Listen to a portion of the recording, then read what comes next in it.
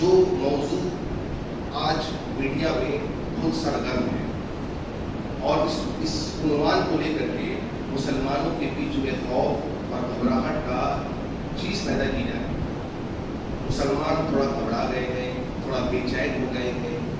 तो सबसे पहली बात जो चंद बातें आज हम और फिक्र करेंगे तो वो यूसीसी के ताल्लुक से। यूसीसी क्या है? यूसीसी है यूनिफॉर्म सिविल कोड और पर्सनल लॉस के बारे में देखेंगे और देखेंगे कि कुछ लोग हैं जो रिसर्चर हैं, जो टीचर हैं और फेमस हैं, वो लोग कुछ एतराज़ात उठा रहे हैं मुसलमानों के तरफ से। सबसे पहले हम ये जानेंगे कि यूसीसी होगा क्या है। यूसीसी के माने होता है यूनिफॉर्म सिविल कोड। यूनिफॉर्म के माने होता है एक समान, एक सा, एक जैसा। कोड के माने होगा कि वो नियम, वो कानून जो सबके लिए लागू हो। और सिविल के माने होगा कि आम जो घरेलू मालूमात, घरेलू चीजें जैसे शादी ब्याह, तलाक, प्रॉपर्टी की तकसीम, विरासत वगैरह, इसमें सरकार चाहती है कि एक समान नियम कानून सारे मज़हब के लोगों के लिए लाया जाए, चाहे वो मुसलमान हो, हिंदू हो, ईसाई हो, सिख हो, पारसी हो, किसी भी मजहब के ताल्लुक रखते हो। सिविल मैटर्स में सबका कानून एक होगा। हम देखेंगे कि क्या ये चीज़ लागू करना सरकार के लिए पॉसिबल है कि नहीं है, संविधान इसके बारे में क्या कहता है और मुसलमानों को क्या कहना चाहिए। मैंने कहा सबसे पहली बात, अल्लाह के नज़दीक जो पसंदीदा दीन है वो है इस्लाम। अल्लाह ताला फरमाते हैं सूरह इमरान में, सूरह नंबर 3 के आयत नंबर 19 में, इन्ना दीना इन्नल्लाह इस्लाम। एक काबिल कबूल दीन अल्लाह के नज़दीक जो पसंदीदा दीन है वो कौन सा दीन है? इस्लाम। अल्लाह सुब्हानहु व तआला सूरह इमरान के आयत नंबर 85 फरमाते हैं, वमन यब्तगी गैरल इस्लाम दीनन फलन युक़बल मिन्हु व हुवा फिल आखिरति मिनल खासिरीन। जो कोई भी इस्लाम के अलावा कोई और दीन क़यामत के दिन अल्लाह सुब्हानहु व तआला के सामने लेकर के आएगा तो अल्लाह ताला फरमाते हैं हम उसको रिजेक्ट कर देंगे, हम उसको हटा देंगे, यानी वो काबिल कबूल नहीं होगा। और ऐसे लोग जो इस्लाम के अलावा कोई भी रिलीजन क़यामत के दिन अल्लाह के सामने लेकर के आए, अल्लाह ताला फरमाते हैं ये लोग क़यामत के दिन हंसाए, यानी the only religion accepted in the site of Allah is इस्लाम। वो रिलीजन, वो धर्म काबिल कबूल वही है अल्लाह के नज़दीक, अल्लाह के नज़र में वो है इस्लाम। इस बात की वजाहत भी मैं करता चलूँ कि कई साल पहले एक जगह, इसको कई मरतबा मैंने भूला भी है, एक जगह मुझसे मैंने ये कह दिया था कि इस्लाम और सनातन धर्म एक है। वो एक्चुअली इंटरफेथ डायलॉग है, तो जिसमें अगर आप पूरा देखेंगे तो उसमें पता चलेगा कि एक्चुअली सब मजहब के लोग थे, इसमें इस्लाम की बातें कुछ रखने के लिए मैं भी गया। वहाँ पर मेरे से स्लिप ऑफ टंग हो गया था कि इस्लाम और सनातन धर्म एक नहीं है, मेरी गलती थी। कई मरतबा मैंने इसको बोला भी ये एक नहीं है, क्योंकि अल्लाह के नज़दीक जो काबिल कबूल दीन है वो सिर्फ और सिर्फ इस्लाम, सिर्फ और सिर्फ इस्लाम।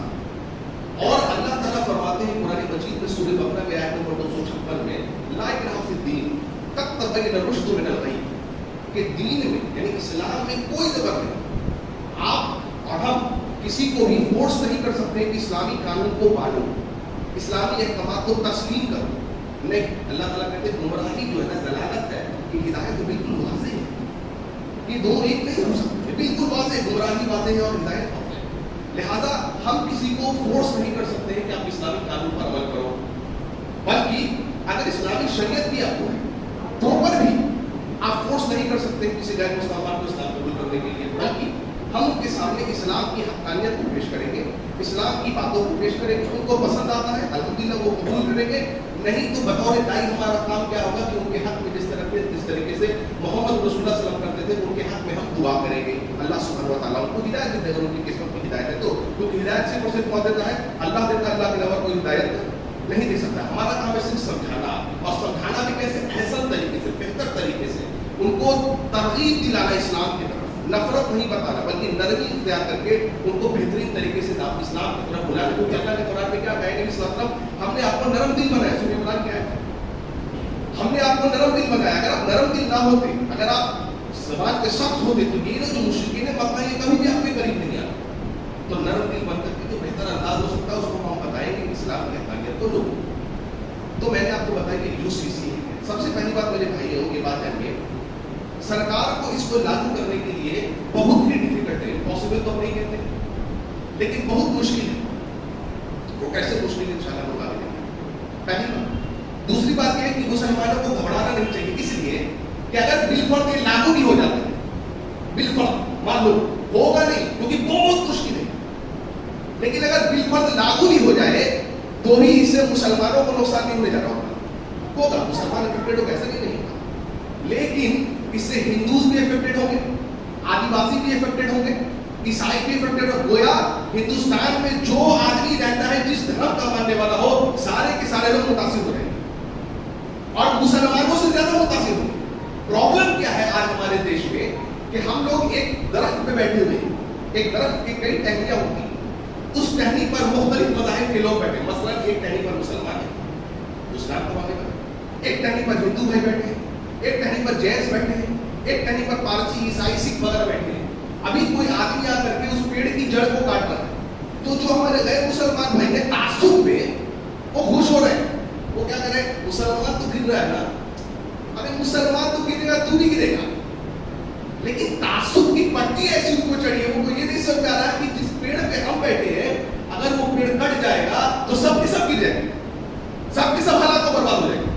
लेकिन प्रॉब्लम क्या, तासुब, उसको नुकसान हो रहा है, इससे खुश है। आप देखिए ये जो आदिवासी हैं,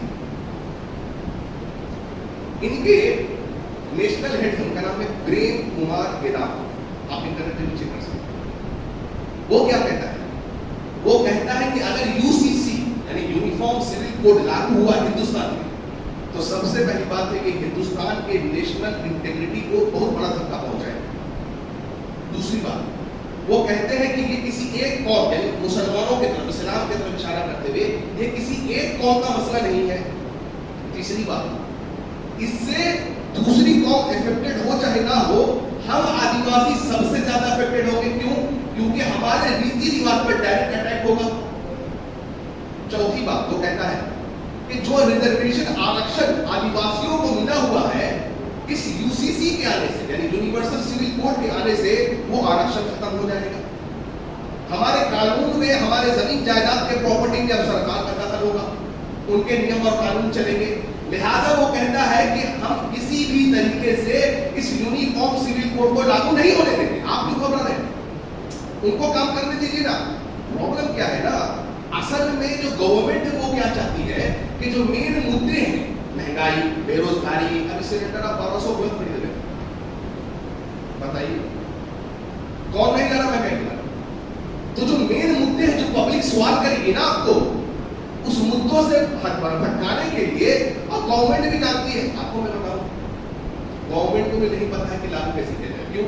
अभी तक टिल टुडे गवर्नमेंट ने कोई पॉइंटर्स नहीं रखे इसके लिए, यानी आप लागू करेंगे तो कैसा लागू करेंगे, वो कौन से नियम कानून जवाबित होंगे, नहीं सिर्फ बोल रहे हैं। क्यों? उकसाने के लिए आपको, आप घबरा जाए, आप डर जाए और आप कुछ रिएक्शन दिखलाएं, और वो रिएक्शन ऐसा हो जिस पर भी वो मीडिया द्वारा टेलीकास्ट करे, और आप क्या कहें, वो और कहते कि मुसलमान ऐसे होते हैं, और बीच में पीछे बैठ करके वो आगे लगाए कि जो प्लान हमने किया था उनके खिलाफ कामयाब हो गए। तो वो सिर्फ आपको इंस्टिगेट करना चाहते, भड़काना चाहते, उकसाना चाहते, इसलिए ना भड़के ना उसके, बल्कि बिल्कुल आराम से नहीं, कुछ नहीं होने जा रहा है इंशाअल्लाह, कुछ भी नहीं होने जा रहा, क्योंकि हमसे पहले दूसरे लोग इसकी मुखालफत कर रहे हैं, दूसरे लोग मुखालफत करते रहे। सरकार ने 2016 में और 2018 तक के बीच में जो इंडिया की लॉ कमीशन है, उसके सामने ये प्रस्ताव रखा खुद इस सरकार ने कि क्या हम यूसीसी को लागू कर सकते हैं। कि इंडिया की लॉ कमीशन कोई छोटी मोटी कमेटी नहीं है हिंदुस्तान, भारत देश में, हमारे देश में बहुत बड़ी संस्था है। उन्होंने कहा कि क्या हम ये यूसीसी लागू कर सकते हैं, तो इंडियन लॉ कमीशन ने कहा कि इसको लागू नहीं किया जा सकता। उस तरीकों में बदलाव ला सकते, लागू नहीं किया जा सकता, ये खुद कह रहे हैं, वो खुद जानते हैं ये लागू नहीं होगा। आप सिर्फ भड़क रहे, आप चुप चाय करके जरूर बात कर रहे हैं, आप कोई सब नहीं करते। और सुनिए, हिंदुस्तान का जो संविधान है, इस संविधान में आर्टिकल नंबर 25A में कहा गया है कि हर हिंदुस्तानी, चाहे वो किसी भी धर्म का मानने वाला हो, वो अपने मजहब को अमल कर सकता है, उसकी तबलीग कर सकता है, उसको प्रीच कर सकता है, उसको दूसरों को बता सकता है। और याद रखिए ये फंडामेंटल राइट है हर हिंदुस्तानी का। अब जो बच्चे हिस्ट्री से ज्योग्राफी पढ़ते हैं वो समझेंगे मेरी बात को अल्हम्दुलिल्लाह कि फंडामेंटल राइट क्या होता है और डायरेक्टिव प्रिंसिपल क्या होता है। अब वक्त नहीं है कि हम इसको समझाएं डायरेक्टिव प्रिंसिपल और फंडामेंटल राइट क्या होता है, वरना खुद पैसे में चला जाए। जो ऑनर्स बच्चे लेते हैं आर्ट्स में या जो 6th 7th में पढ़ते हैं वो सेक्शन में की सब आता है। फंडामेंटल राइट ज्यादा वजनी होता है डायरेक्टिव प्रिंसिपल के मुताबिक, बस इस बात को याद रखिए। फंडामेंटल राइट ज्यादा वजनी होता है डायरेक्टिव प्रिंसिपल के मुताबिक। 25A कॉन्स्टिट्यूशन के मुताबिक हर हिंदुस्तानी को आजादी है कि वो अपने धर्म को आसानी से बिना झिझक अमल कर सकता है, प्रोपेगेट कर सकता है, प्रीच कर सकता है। आर्टिकल नंबर 44 में लिखा हुआ है हिंदुस्तान के कि अगर सरकार चाहती है तो यूनिफॉर्म सिविल कोड को लागू कर सकती है, लेकिन ये डायरेक्टिव प्रिंसिपल है। डायरेक्टिव प्रिंसिपल को आप इन्फोर्स नहीं कर सकते। इन्फोर्स मतलब आप डायरेक्ट इसको पब्लिक पर थोप नहीं सकते, बल्कि आपको पूरे मुख्तलिफ मज़ाहिब के जो लोग हैं उनकी मंजूरी पर आप उसको ला सकते हैं। अब बताइए वो लागू होने कोई आदमी रेडी होगा इसके लिए? Already all India Muslim personal court ने इसको रिजेक्ट कर दिया, कई लोगों ने, कई धर्म के लोगों ने इसको रिजेक्ट कर दिया। अब आगे सुनते चले जाएंगे। तो लिहाजा ये फंडामेंटल राइट नहीं है, इसको सबसे डिस्कस करना पड़ेगा। अब मेरा सवाल ये उठेगा, हिंदू अनडिवाइडेड फैमिली HUF, इसके अंदर हिंदुस्तान, इस हमारे देश में हिंदू भाइयों को इनकम टैक्स में रिबेट मिलता है। यानी अगर आप HUF के अंदर आते हैं, हिंदू अनडिवाइडेड फैमिली के अंदर आते हैं, तो आपको इस देश की कानून संस्था कॉन्स्टिट्यूशन इजाजत दे रही है कि आपको इनकम टैक्स में रिबेट मिलेगा। और बहुत सारे हमारे हिंदू भाई इस रिबेट का फायदा उठाते भी, उनके लिए अलग से पैन कार्ड भी बनता है इसके लिए, पता है आपको? अब मुझे ये बताइए, आप जब अगर यूनिफॉर्म सिविल कोड अगर बिलफर्द लागू हो जाए, बिलफर्द, तो क्या ये इनकम टैक्स का जो रिबेट मिल रहा था हिंदुओं को, ये सिर्फ उन्हीं को मिलेगा या सबको मिलेगा? क्योंकि लागू होगा तो फिर सबको मिलेगा। और अगर आप ये हटाएंगे, ये कानून बनाएंगे कि नहीं अब से ये जो इनकम टैक्स रिबेट है ये किसी को नहीं मिलेगा, तो भी ठीक है। तो आप बताइए कि करेंगे क्या? दूसरी चीज, हमारे इस देश हिंदुस्तान में आप साउथ अगर चले जाएंगे, साउथ में जो लोग रहे हैं, मैं साउथ में, आप देखेंगे वहां का जो लिविंग कल्चर है बिल्कुल मुख्तलिफ है हमारे यहाँ से, नॉर्थ से। वहां का पहनावा अलग है, वहां का खान पान अलग है, खाना पीना उनका अलग है। हिंदुस्तान में जो जैन्स होते हैं प्याज लहसुन नहीं खाते हैं। अब ये सवाल उठेगा कि इसको UCC लाने के बाद क्या जैन को अलाउ करेंगे आप कि प्याज लहसुन खाना है, या पूरे हिंदुस्तानियों को बोलेंगे प्याज लहसुन खाना नहीं? हमारा क्लोथिंग स्टाइल अलग है। आप देखिए जो जैन मुनीज होते हैं कोई कपड़ा नहीं पहनते, यहां तक कि अपने शर्मगाह को भी नहीं ढकते, बिल्कुल नग्न, बस जो इसको कहते हैं नेकेड, बिल्कुल नेकेड। जो जैन मुनीज होते हैं आज भी हिंदुस्तान के घूमते हैं, आप उनको कपड़ा पहनाएंगे या फिर सारे हिंदुस्तानियों को बोलेंगे कि बगैर कपड़ा के घूमो? क्योंकि यूनिफॉर्म सिविल कोड के माने यही हो गया कि सबके लिए एक नियम। क्या करेंगे आप? अगर उनको कपड़ा पहनाएंगे तो वो बोलेंगे कि हमारी आस्था से खिलवाड़ है, और अगर इनको कपड़ा उतरवाएंगे तो आप बोलेंगे ये क्या करेंगे, तो बदतमीजी है, ये तो बेहयाई है। आप क्या करेंगे? नंगे बाबा साधु बहुत सारे होते हैं, बहुत सारे साधु नंगा घूमते हैं, वो भी कपड़ा नहीं पहनते, उनकी आस्था है। चलो भाई उनकी आस्था, वो अपना समझे। लकुम दीनुकुम वलिय दीन, तुम्हारा दिन तुम्हारे साथ, हमारा दिन हमारे साथ। आप उनको भी कपड़ा पहनाएंगे कि नहीं पहनाएंगे? मुझे बताइए। आप किसी ब्राह्मण के होटल में चले जाएं, वहां पर नॉनवेज अलाउड नहीं है। अब जब नियम लागू होगा तो क्या वहां पर नॉनवेज अलाउड होगा, या पूरे हिंदुस्तान में आप कहेंगे भाई नॉनवेज बिल्कुल हराम हो गया? क्या लागू करेंगे आप? कैसा करेंगे आप?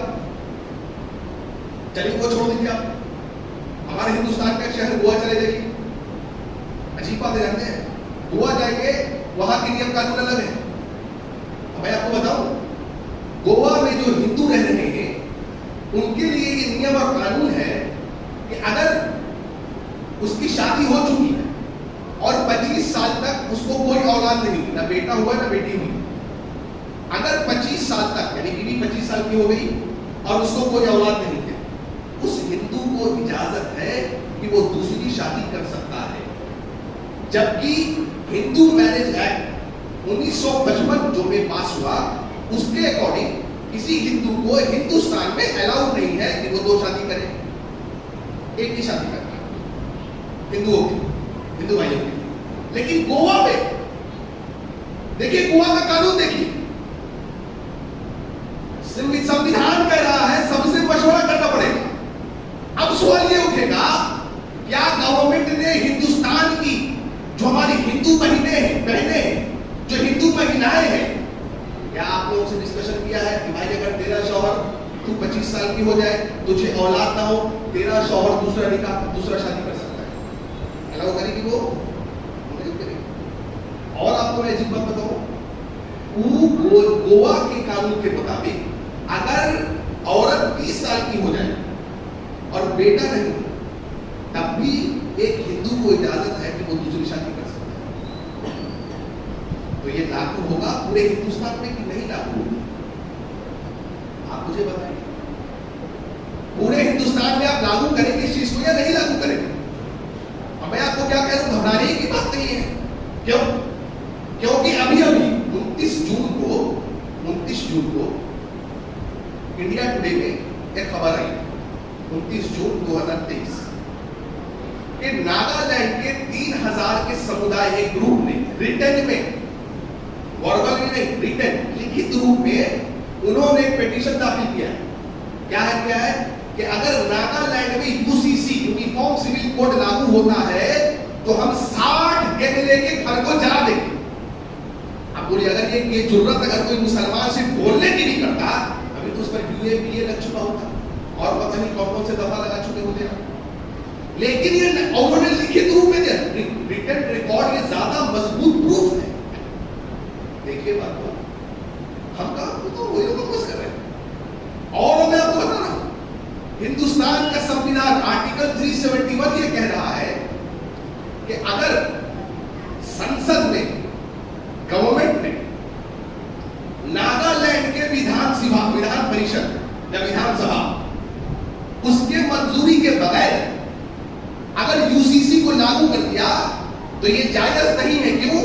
ये नागालैंड की विधानसभा को मंजूरी देनी पड़ेगी ताकि उनके जो पारंपरिक जो रीति रिवाज है, जो कानून है, उनके जो जमीन के मसाइल हैं, उन पर कोई भी कानून सरकार को बनाने का इख्तियार नहीं है। सवाल ये उठेगा, अगर यूनिफॉर्म सिविल कोड लागू होगा तो इस आर्टिकल का आप क्या करेंगे? इसको हटाएंगे या नहीं हटाएंगे? मिजोरम में भी यही हाल है। आप जो मिजो समाज के लोग हैं, समाज के जो लोग हैं, उनके भी अलग इख्तियारात हैं, उनके अलग कानून के नियम हैं, उनके जमीन जायदाद के अलग नियम हैं, उनके पारंपरिक यानी उनके जो पारिवारिक जो नियम कानून है, शादी ब्याह वगैरह वगैरह के सरकार को अलाउ नहीं है। ये आर्टिकल 371 सरकार उसमें संशोधन नहीं कर सकती। That means government can not change. लेकिन सवाल ये उठता है, जब लागू होगा तो चेंज करेंगे कि नहीं करेंगे? आप मुझे बताइए। किस बात पे तहलका, मुद्दों से भटकाना। अभी देखिए सारे जगह ये चर्चा चल रहा है, सब जगह, और अनफॉर्चुनेटली हमको भी बोलना पड़ रहा है। इफेक्ट हुआ ना, तो घबराने का ही नहीं। आप उस पर नॉलेज गेन हासिल करिए। और किसी को अगर आप जहाँ ट्रेन में भी जाए, अभी ट्रेन में सफर कर रहा हूँ, हमारे हिंदू भाई शुरू हो गए, देखा तारीखों की शुरू होंगे, आप उनको ऐसे तरीके से अल्हम्दुलिल्लाह बिल्कुल वो एग्री करते हैं कि आप सही करें, तो आपको ऑटोरेटियस नहीं होना, नॉलेज हासिल करिए, आराम से बात करिए। इल्म बहुत बड़ा हथियार होता है, याद रखिए। कहीं पर भी आप हो, प्लेन में फ्लाइट में डरने की बात ही नहीं है। आप उसको इल्मी तरीके से एनालिटिकली जवाब दीजिए, जवाब देते हैं। और सुनिए, एक मुसल्लापुर हाट में, नाम लेने का हम लोग आदि नहीं है लेकिन लेना पड़ रहा है।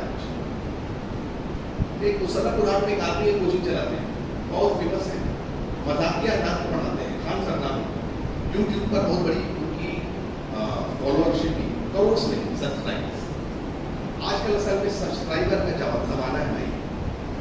सब्सक्राइबर सब क्या कहते हैं, subscriber, like, dislike, sharing, caring नहीं है, शेयरिंग। ठीक, आपको सब्सक्राइबर बढ़ाना है, क्या करना है? रातों रात आपको मिलियंस दे रहे हैं, 14 सालों से है इस्लाम के खिलाफ बोलिए, आप रातों रात आप पैदल हो जाएंगे। मुसलमानों के खिलाफ बोलिए, आप रातों रात पैदल हो जाएगा। हजरत यूपीएससी पीपीएससी की तैयारी करा रहे हैं, अच्छी बातें करेंगे, रिसर्च दे रहे हैं, अच्छी बात करेंगे, नाम है खान, लेकिन आपको ये इख्तियार नहीं है कि आप इस्लाम के खिलाफ वो बातें बोलेंगे जो इस्लाम में नहीं है। आपको यह हक नहीं है कि आप मुसलमानों के खिलाफ वो बात बोलेंगे जिससे दूसरे कौम के लोग भड़केंगे। यह आपको हक नहीं है, यह किसी को हक नहीं है। हम कभी किसी धर्म की बेइज्जती आपको नहीं करते, लाइक दिन में कोई जबर नहीं है। आपका रिसर्च कमजोर है, या दूसरी बात आपको पता है, लेकिन मैंने कहा लाइक, सब्सक्राइब, फॉलोअरशिप बढ़ाने के लिए आपको हकायक पता है, क्योंकि आप बड़ी बड़ी कोचिंग दे रहे भाई, इतना रिसर्च करके आप बढ़ा रहे हैं। आप इस्लाम के बारे में रिसर्च देखिए, कैसा फॉर्म लैंग्वेज आप यूज करते हैं। आप माजी में भी वीडियोस बनाते चले, ये लोग पंक्चर बनाते हैं, कौन बोला आपको? आप इस्लामिक तारीख उठा के पढ़िए ना, आप हमारे मशाइख, हमारे उलमा से पूछिए ना, वो आपको बताएंगे। उलमा मौजूद है, वो बताएंगे अल्हम्दुलिल्लाह इस्लामी तारीख में अल्हम्दुलिल्लाह कितने मुसलमान साइंटिस्ट पैदा हुए। आप उनसे दरियाफ्त करिए। आप आधी दुनी बात कौम को क्यों बता रहे हैं, क्यों इंस्टिगेट कर रहे हैं? सवाल है आपसे, आधी दुनी बात बता रहे हैं तो दो बात है, रिसर्च वीक है आपका, तो रिसर्च करिए अच्छे से, या आप गलत सोर्स से रिसर्च हासिल कर रहे हैं, या फिर जैसे बात लोग करते हैं हकीकत हकायक पता है, छुपा के पेश कर रहे हैं। आप आधा बात पेट पे आधा बात कर रहे हैं, कभी पंक्चर वाला बोल दे रहे हैं, कभी कुछ बोल दे रहे हैं। क्यों? क्योंकि आपको फॉलोअरशिप बढ़ती है इससे। कुछ भी नहीं जा रहा, हमारा कुछ भी नहीं बिगड़ता, अल्हम्दुलिल्लाह कुछ भी नहीं बिगड़ता। आप देखिए, वो कह रहे हैं कि लोग चार, वो बीवी नहीं बोलते हैं, लफ्ज यूज नहीं करता मैं, चार रखता है, इसीलिए इसको प्रॉब्लम है यूसीसी से। भाई साहब, सबसे पहली बात तो कि इस्लाम में 4 बीवी करना फर्ज ही नहीं, आप उलमा से पूछिए। इस्लाम में 4 बीवी करना फर्ज नहीं है, पहली बात ये। दूसरी बात, इस्लाम में ये ऑप्शन है, अगर तेरे पास इस्तिताअत है, तू अदल कर सकता है, एक से ज्यादा कर लो। कुरान में कहते हैं सूरह निसा की आयत नंबर 3, अगर अदल कर सकते हो तो आपके बाद क्यों नहीं बता रहे कौम को? और हमारे इस मसाजिद में कितने लोग हैं माशाअल्लाह, शायद आपको कोई मिलेगा जिसकी 2 बीवी हो, शायद आपको कोई मिलेगा जिसकी 3 बीवी हो, और मैं कहता हूं शायद कोई मिलेगा आपको जिसकी 4 बीवी हो एक साथ। एक समझ में नहीं है महंगाई के दौर में, एक नहीं समझ रही भाई साहब, 4 लेगा। अरे ये ऑप्शन है इस्लाम में, जो बेवा हो गई, जो कम उम्र हो गई, या और दिगर ऑप्शन आप उलमा से मसाइल पूछिए ना भाई। आप आदू अदनी बात क्यों बोल रहे हैं? आपने ये क्यों नहीं कहा कि हमारे हिंदू भाई राम को भगवान मानते हैं, उनके वालिद दशरथ साहब 3 निकाह किए हुए थे, 3 शादी किए हुए थे, आपने ये क्यों नहीं कहा? आपने ये क्यों नहीं कहा जो कृष्ण, जिनको हमारे हिंदू भाई भगवान मानते हैं, उनकी 16,108 बीवी थी, 16,108। सुभान अल्लाह, ये क्यों नहीं कहा आपने? आपने ये क्यों नहीं कहा कि शशि थरूर जो मौजूद है, जो पॉलिटिशियन है, उसकी 1 से ज्यादा बीवी? आपने ये क्यों नहीं कहा कि मुलायम सिंह, रामविलास पासवान इंतकाल कर गए, उनकी 1 से ज्यादा शादी है? आपने ये क्यों नहीं कहा कि एक्स सीएम कर्नाटक के करुणानिधि, उनकी 1 से ज्यादा बीवी है? आपने ये क्यों नहीं कहा कि कई हिंदू और कई गैर मुसलमान जो फेमस पर्सनालिटीज है, कई डॉक्टर जिनको मैं जानता हूं, उनकी 1 से ज्यादा शादी है? आपने ये क्यों नहीं कहा? आपकी रिसर्च वीक है। आपने ये क्यों नहीं कहा कि 1961 के रिपोर्ट के मुताबिक हिंदुस्तान में, 1961 की रिपोर्ट के मुताबिक हिंदुस्तान में सबसे ज्यादा, मुसलमानों से ज्यादा 1 से ज्यादा शादी करने वाले हिंदू हैं, 5.06%। आपने ये क्यों नहीं कहा? आप तो बड़े रिसर्चर हैं, यूपीएससी बीपीएससी का पढ़ाई पढ़ा रहे हैं, इतने रिसर्च करके पढ़ा रहे हैं, क्यों भाई? इस्लाम के बारे में रिसर्च आपको वीक है तो रिसर्च करिए और हकायत पेश करिए लोगों के सामने। अल्लाह का वास्ता है, अगले से काम लो। कुरान कहता है सूरह माइदा में, अल्लाह ने हुक्म दिया है, ऐ मुसलमानों, ऐ लोगों, किसी कौम की अदावत, किसी कौम की बुग़्ज़, अब तुमको किसी कौम से प्रॉब्लम है ना, किसी कौम का ये प्रॉब्लम तुमको इस बात पर वादा ना करे कि तुम हक से तजावुज़ कर जाओ, अदल इंसाफ के दामन को छोड़ दो। अल्लाह हुक्म दे रहा नहीं, अदल करो, अदल करो, अदल करो। ये तकवा के नजदीक अल्लाह अकबर कबीरा। हम तो अदल करते हैं, क्यों हकायत पेश करते हैं? आप ये बात क्यों नहीं कह रहे? आप ये बात क्यों नहीं कह रहे? आप ये बात क्यों नहीं कह रहे? 1971 के सेंसस के रिपोर्ट के मुताबिक हिंदुस्तान, इस शहर, इस देश में मुसलमानों से के ज्यादा हिंदू भाई हमारे एक से ज्यादा शादी करते हैं, जबकि बिल पास हो चुका है हिंदू से। आप क्यों नहीं कहते? आप हिंदुस्तान में लिविंग रिलेशनशिप को मान लिया गया, लिविंग समझते ना? हाँ, क्या होता है भाई? एक लड़का एक लड़की बगैर शादी के बड़ी हंसी और खुशी अपने जीवन को एक कमरे में, एक फ्लैट में निभा सकता है। ये आपको थला के नीचे उतर गया कि एक आदमी, एक मर्द कई औरतों से रिश्ता बनाए लिविंग में। बड़ा आपका बीच में नहीं बोलते हो, ये नहीं बोले ना। फ्रिज में काट करके फेंक दे रहा है लिविंग में रिलेशनशिप में रखने वाला और लड़कियों को, कहीं पर समुद्र में बहा दे रहा है काट करके, कई बच्चियां प्रेग्नेंट हो जा रही हैं। आपको कोई प्रॉब्लम नहीं है, आप कभी इसमें नहीं बोलते, वो सहमत हो चारों साथ। अरे आपको ये तस्लीम आपने कर रही है? ये लिविंग रिलेशनशिप का कल्चर कहां से आ गया भाई? अमेरिका से आया। अमेरिका में, फिलहाल अमेरिका में उनकी आबादी 32 करोड़ है, 32 करोड़ है, और 11 करोड़ अमेरिका में आज लोग ऐसे हैं जिनको एसटीडी, नॉर्मल एसटीडी नहीं समझिएगा, सेक्सुअल ट्रांसमिटेड डिजीज के माने होता है एसटीडी, उनको एसटीडी है। 11 करोड़ आबादी में अमेरिका में। कहां से आई? ये लिविंग रिलेशनशिप के कल्चर से है। सबको एड्स फैल रहा। वहां की गवर्नमेंट 1,70,00,000 रुपए, हिंदुस्तानी रुपए, अपने अमेरिकी डॉलर में कन्वर्ट कर ली है, सालाना खर्च कर रही है एसटीडी को रोकने के लिए। और आप जानते हैं वहां पर अगर 100 बच्चे अमेरिका में आज पैदा हो रहे हैं मेरे भाई, 100 बच्चे, तो 40 बच्चे जो है ऐसे हैं जो इन लिविंग रिलेशनशिप के कल्चर से पैदा हो रहे हैं। 40 बच्चे ऐसे पैदा हो रहे हैं जिनके कोई जिनका बाप दादा पता नहीं है, यानी 40% अमेरिका में ऐसे बच्चे पैदा होते हैं। आपको बहुत अच्छा लगता है, आपको स्वीकार है वो चीज। कोई मुसलमान अगर किसी औरत से निकाह करे, उसको हुकूक दे, उसके बच्चों से अगर उससे बच्चा हो, उसको अपना नाम दे, उसका खर्च उठाए, आपको प्रॉब्लम है? अमेरिका में कई सिंगल मदर है। सिंगल मदर समझते हैं जिस मतलब की बेटा हो गया, बच्चा हो गया, बाप का पता नहीं, माँ पाल पोष। आप बताइए औरत कैसे परवरिश करे बच्चों को? तो जिम्मेदारी बाप की है ना। वो गलत राह किया, आप कभी बोलते हैं इसमें क्या प्रॉब्लम है? आप उठा के देखिए ना रिपोर्ट। आदिवासी, ये जो आदिवासी 19% से ज्यादा, 19% से ज्यादा इनमें 1 से 2 शादी का कल्चर, यानी इनमें से 90 मुसलमान नहीं करता। अल्हम्दुलिल्लाह, सोचिए आप 19% लोग आदिवासी में ज्यादा जो है ऐसे जो 1 से ज्यादा शादी करते हैं, मोर देन 19%। बुद्धिस्ट में 7 यानी लगभग 8% लोग, 8% लोग बुद्धिस्ट कम्युनिटी में आज मौजूद है। आज की रिपोर्ट कह रही है मेरे भाई, जो 1 से ज्यादा शादी करते हैं। आपने ये क्यों नहीं बोला? क्यों नहीं बोला आपने ये बात को? आपने क्यों नहीं बोला कि जैन जो है ये लगभग 7% ऐसे हैं जो 1 से ज्यादा शादी करते हैं? क्यों नहीं बोला? क्यों नहीं आपने बोला कि सिखों का आनंद मैरिज एक्ट है, आनंद मैरिज एक्ट है सिखों का, जिसके इस एक्ट के मुताबिक वो शादी ब्याह करते हैं। हिंदुओं का हिंदू मैरिज एक्ट है, हमारा अपना तरीका है शादियों का, ईसाइयों का अपना अलग तरीका है। हिंदुस्तान के डायरेक्टिव प्रिंसिपल में गांधी जी भी चाहते थे कि पूरा का पूरा हिंदुस्तान जो है ये अल्कोहल फ्री नेशन बन जाए, यानी शराब मुक्त हिंदुस्तान। क्यों नहीं बोला आपने? क्यों नहीं बोला आपने कि 14 साल के बच्चों को हिंदुस्तान की आजादी है?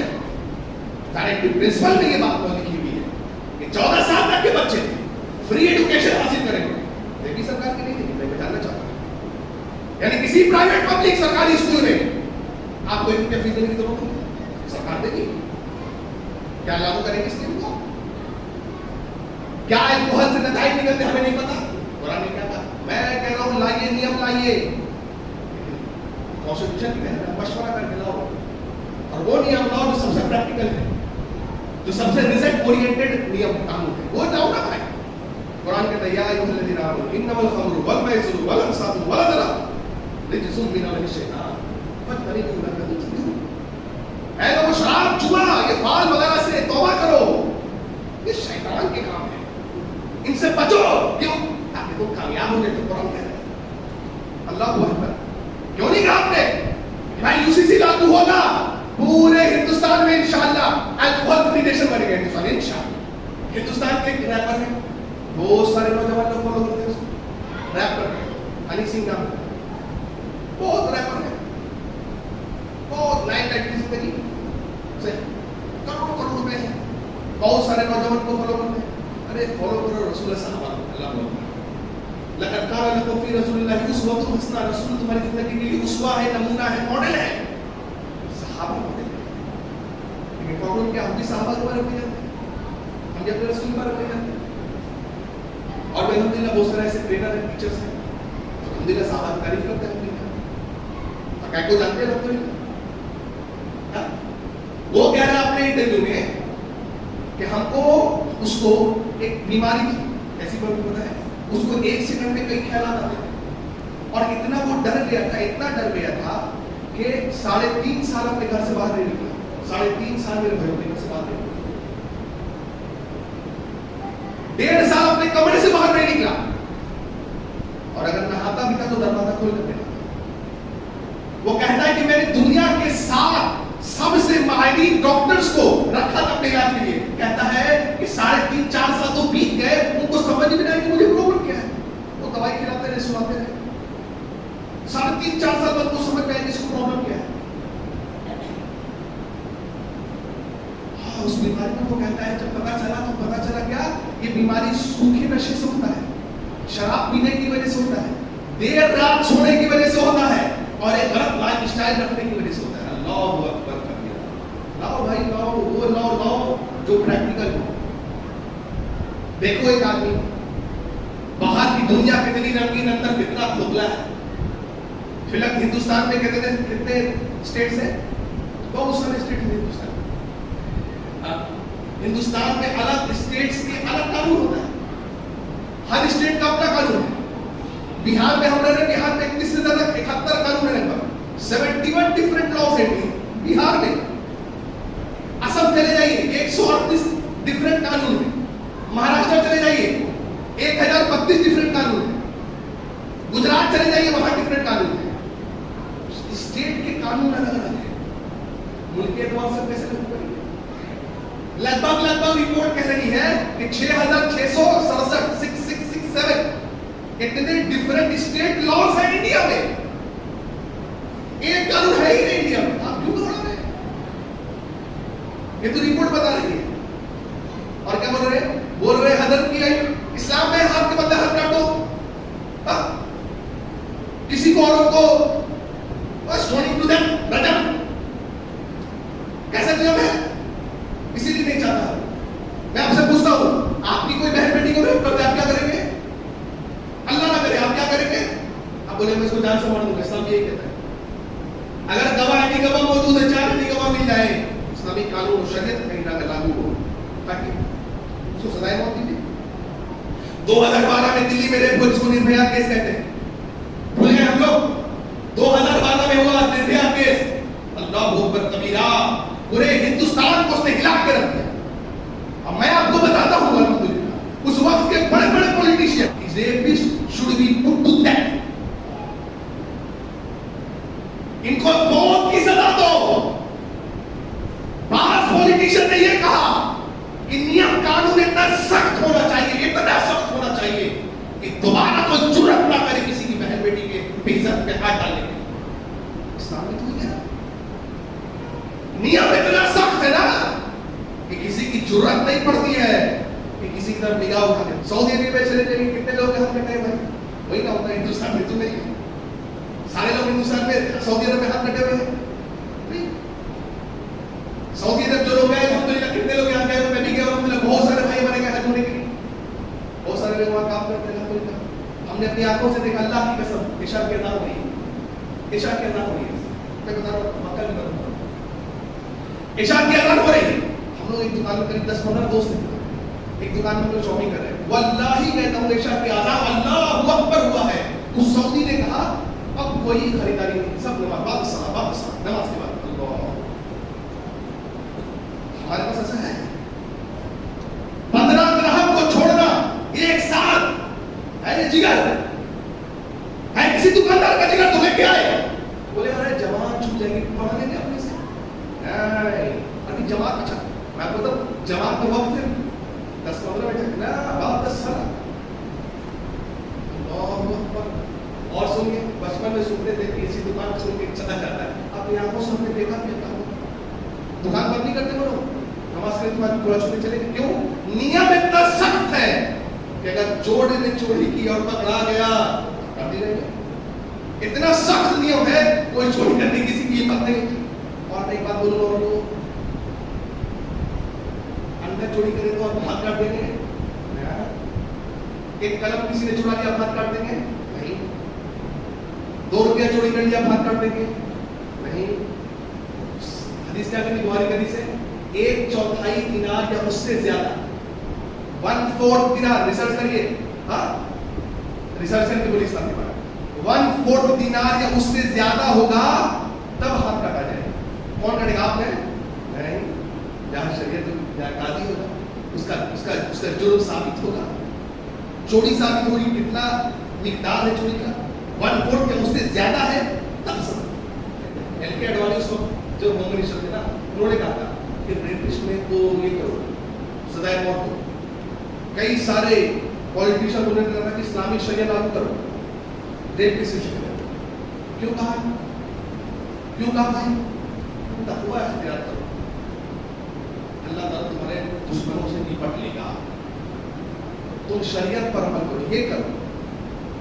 मुसलमान आज बेनमाजी है, चिल्ला रहा है, अरे नमाज पढ़, फजर की पाबंदी कर जिंदगी, तुम अल्लाह का तकवा इख्तियार करो, अल्लाह सुब्हानहू व तआला तुम्हारे दुश्मनों से निपट लेगा।